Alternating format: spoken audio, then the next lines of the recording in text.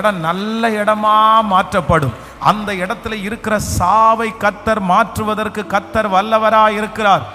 உங்களை கர்த்தர் எந்த இடத்துல கொண்டு போறாரோ அந்த இடத்துல உங்களை ஆசீர்வதிக்கிறதற்கு கர்த்தர் வல்லவரா இருக்கிறார். ஆமேன். ஆண்டவரை பொறுத்த வரைக்கும் உலகத்திலே இருக்கிற மனுஷனுக்கு இடம் ஒரு பெரிய விஷயமா தெரியும். அந்த லொக்கேஷன் கரெக்டாக வேணும், அந்த லொக்கேஷன் நல்லா இருந்தால் தான் நல்லா நடக்கும். ஆனால் ஆண்டவர் உதிக்கிறவனுடைய வெளிச்சத்தினிடத்திற்கு ராஜாக்கள் ஜனங்கள் நடந்து வருவார்கள். நீங்க எந்த இடத்துல இருந்தாலும் நீங்கள் பிரகாசிக்கிறவர்களாய் இருப்பீர்களே, ஆனால் உங்கள் வெளிச்சம் சகல ஜனங்களையும் போய் சேரும். வெளிச்சத்தை கண்ட்ரோல் பண்ணுவதற்கு ஒரு மனுஷனாலும் முடியாது. வெளிச்சத்தை யாரும் அடக்கி வைக்க முடியாது.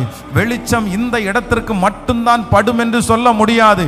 நீங்கள் வெளிச்சமாய் இருப்பீர்களே, ஆனால் கண்ணு கெட்டாத தூரத்திலே நீங்கள் பிரகாசிப்பீர்கள்.